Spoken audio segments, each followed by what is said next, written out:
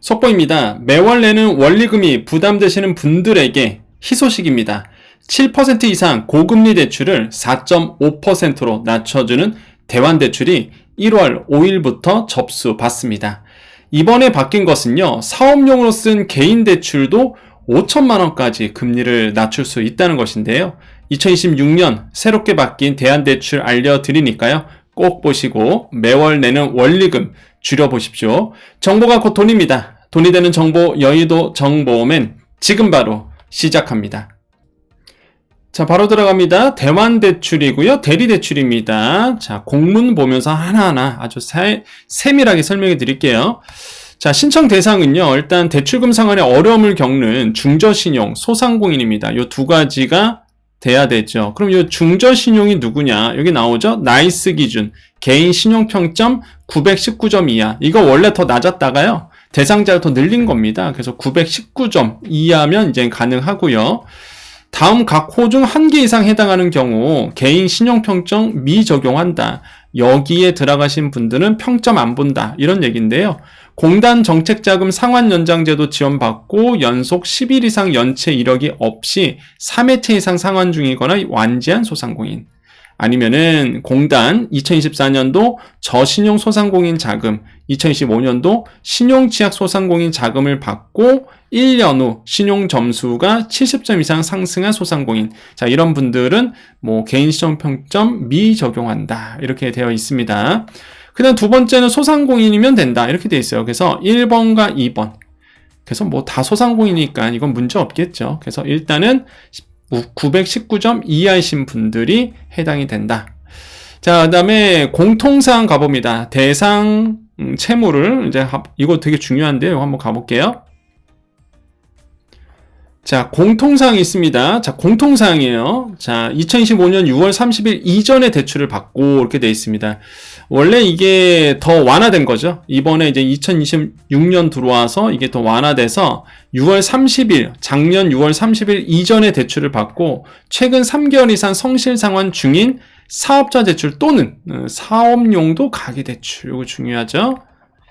자, 취급 시점, 아까 말씀드렸습니다. 2025년 6월 30일 이전 신규 대출 및 갱신한 거, 이후에 갱신한 채무. 왜? 이미 신규 대출은 예전에 받은 거니까 해당이 되겠죠. 그래서 갱신 채무도 된다. 이렇게 나오고요.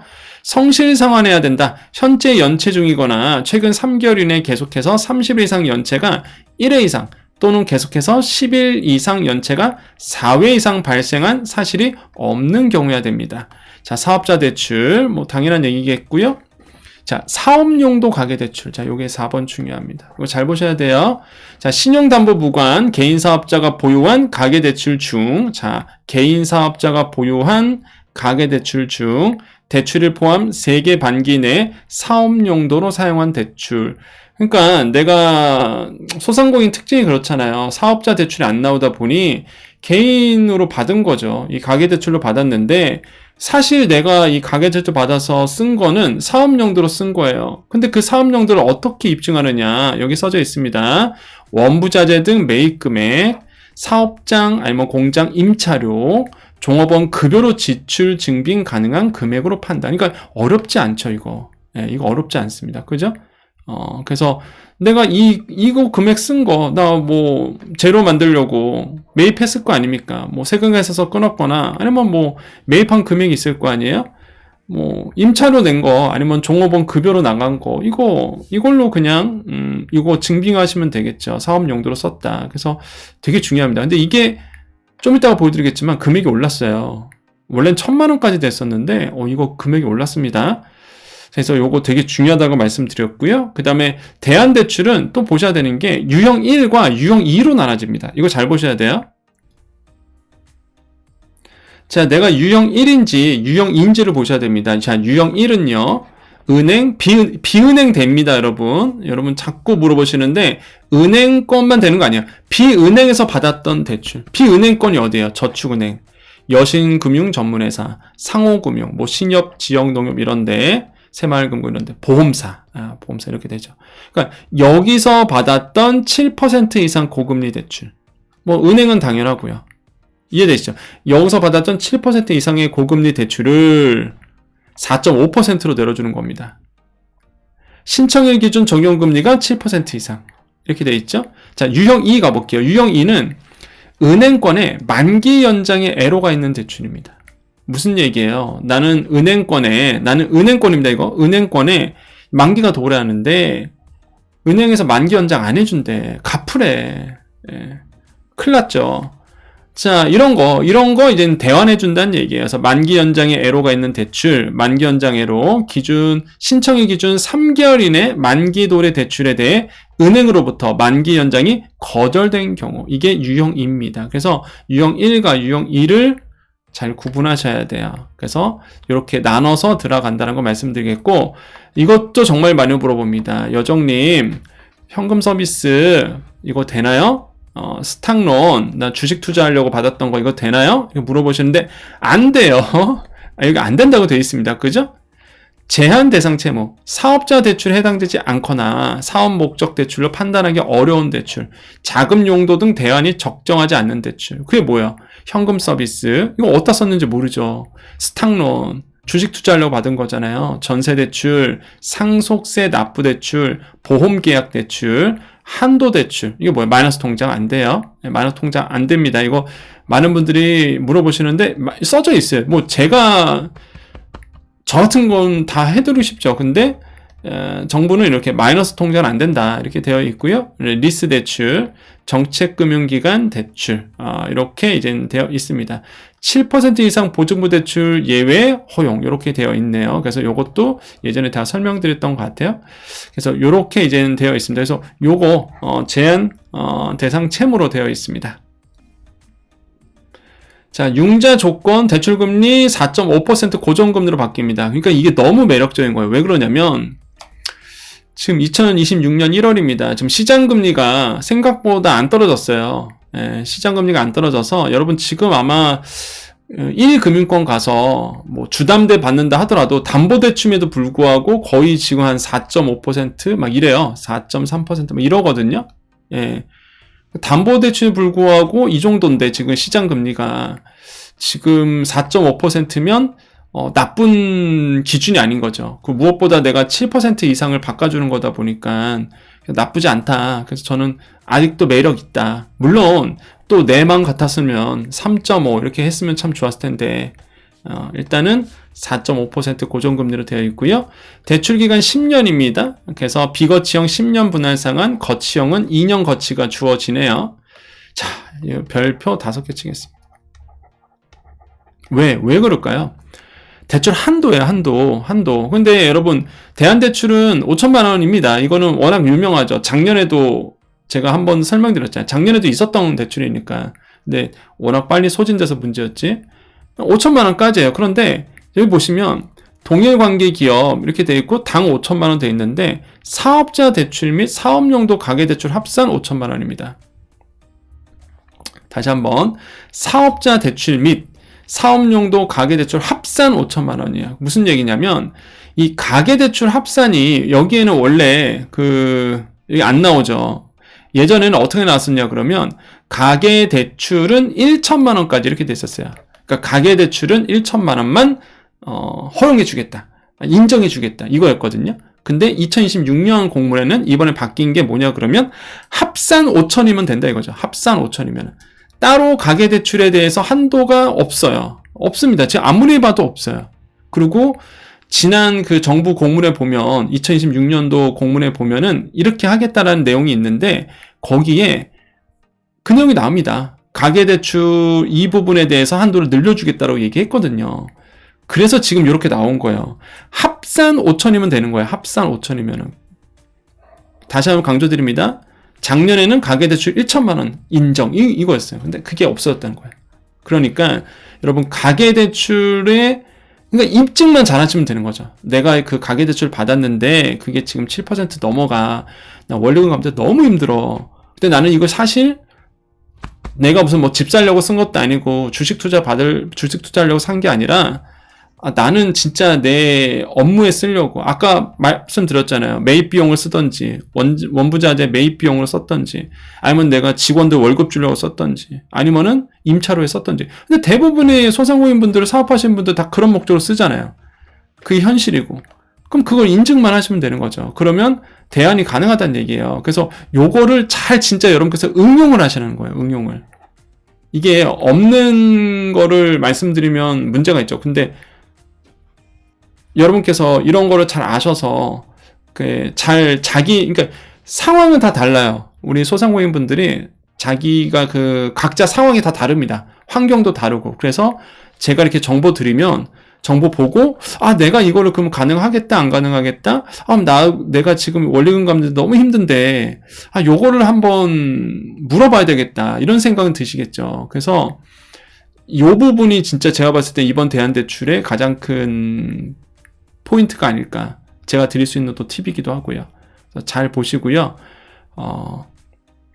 중요한 건 아까도 말씀드렸지만 여러분 상황이 각자 다르니까 콜센터 무조건 가지 마시고, 가면은 짜증내니까 그쪽에서도 그냥 가서 물어보지 마시고 장사하시다가 시간 될 때마다 전화하셔갖고 내가 이번에 이런 상황인데 이거 되냐라고 이제 한번 상담을 받아보시는 거 권유드립니다. 자, 한도 차감 이렇게 되어 있습니다. 2022년, 2026년 사이에 대안대출, 2022년, 2024년 저금리 대안 프로그램을 지원받은 경우 대출 한도에서 기존 대안대출액이 차감된다라는 거. 요거 조금 아쉽네요. 거기서 대출 한도에서 기존 대안 실행액이 차감된다는 거. 제가 봤을 때 요거는 이제는 새로운 신규로 이제 대안대출 하시는 분들에게 더 기회를 드리고자 하는 것 같아요. 그래서 한도 차감 조건도 있다라는 거 기억하시면 되겠고요. 자, 지원 방식 들어갑니다. 자, 대안대출 취급은행을 통한 대리대출 방식입니다. 그죠? 그래서 취급은행을 통한 대리대출 방식이고, 공단에서 지원 대상 확인 후에 대안대출 취급은행에서 대출 신청 접수 및 심사하여 대안 여부 한도를 결정하고 대출 실행한다. 무슨 얘기예요? 공단에서 일단 지원 대상 확인해 줍니다. 확인서를 끊어주거든요. 그거 들고 은행 간다는 거야. 은행 가서 이 한도를 결정하고 그쪽에서 은행에서 심사 본다는 얘기입니다.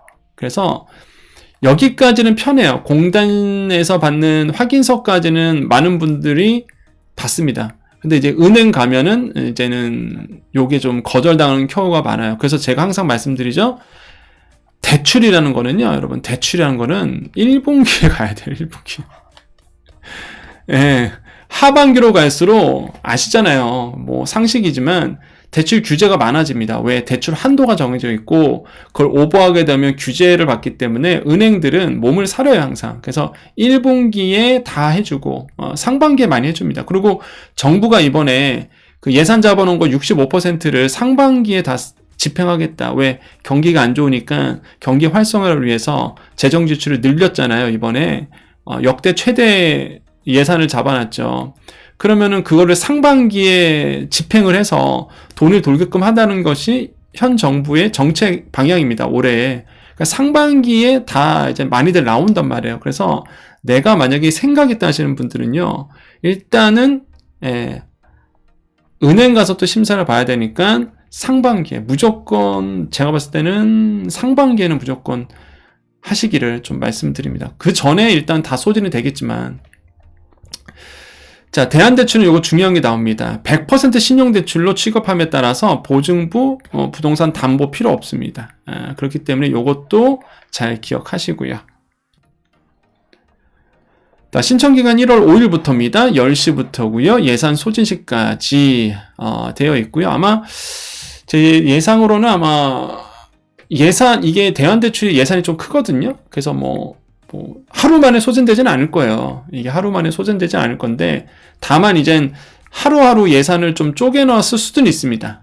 공단 쪽에서. 왜냐면 한번 몰리면 좀 그러니까. 하지만 제가 봤을 때는 이게 나눠서 집행하지 않는 그 대출이다 보니까, 정부 정책장이다 보니까 웬만해서는 빨리 신청하는 게 낫다. 그걸 좀 말씀드리고 싶네요. 그래서 공문은 이렇게 해서 이제 끝나게 됩니다. 자, 우리 여정 가족님들 남으셔서 인사하고 마무리 짓겠습니다. 여러분, 그 대안대출까지 설명드렸는데요. 여러분, 이 대안대출은 2025년도에도 있었습니다. 그렇기 때문에, 소자공 카페, 네이버에서 소자공 치면 되거든요. 거기에 가보시면은 이미 그 대안대출 실행했던 분들 또한 거절됐던 분들의 그 스토리가 이야기가 다 있습니다. 그래서 뭐 엉뚱한 데서 물어보지 마시고요. 거기에 가서서 이제는 다양한 그 이야기들을 읽어보시면, 경험담들을 읽어보시면 굉장히 빨리 정확하게 이해할 수 있고요. 다만 제가 당부드린 거는 소자공 카페는 여러분을 위한 카페인데 이게 광고가 요즘에 많아져서 자꾸 이상한 분들이 와갖고 여러분을 자꾸 낚으려고 하는 분들이 있습니다. 대표적인 게 우리가 정부 자금, 정책 자금 받게 할 테니까 우리한테 스스로 내. 그러니까 이런 분들은 조심하세요. 대신해서 뭐 정책 자금 받게 해줄게. 이런 분들이 혹시나 카페 통해서 쪽지가 오거나 아니면 뭔가 이렇게 메시지가 날라오면 절대 그런 거는 응답하시면 안 됩니다. 워낙 또 카페가 커지고 다양한 분들이 모이다 보니까 이렇게 광고 영업하시는 분들이 좀 많아진 것 같아요. 그래서 이게 그만큼 또 영향력이 있다라는 또 증빙이겠죠. 그게 영향력이 없으면 그런 광고 하시는 분들도 안 들어오실 텐데 영향력이 있다라는 얘기고, 그거를 또 다시 생각해 보면은 영향력이 있다는 얘기는 수많은 사람들의 경험이 거기에 있다는 얘기예요. 수많은 사람들이 찾아온다는 얘기다 보니까 여러분께서 잘 활용하셨으면 좋겠고, 저도 열심히 광고를 지우겠습니다. 그리고 관리를 또 새해니까 한번 싹 할 겁니다. 그래서 여러분을 위한 카페로 계속 유지될 수 있도록 노력하겠습니다. 자, 인사드립니다. 오늘 여러분 이게 휴일인데도 뭐 당장 내일부터니까 어쩔 수가 없습니다, 여러분. 예, 그래서 꼭 보시고 잘 신청하시면 좋겠고, 뭐 댓글 궁금한 분들은 댓글 주시면 아마 좀 경험이 많으신 분들이 많은 분들이 좀 댓글 또 달아주실 거예요. 그래서 서로 이렇게 도와주고 끌어주는 우리 여정 가족이 됐으면 좋겠습니다. 자, 인사드리겠습니다. 오늘도 내일도 우리에게 좋은 일이 일어납니다. 오늘도 내일도 우리에게 좋은 일이 일어납니다. 오늘도 내일도 우리에게 좋은 일이 일어납니다. 여기까지 여의도 정보맨 여정이었습니다. 감사합니다.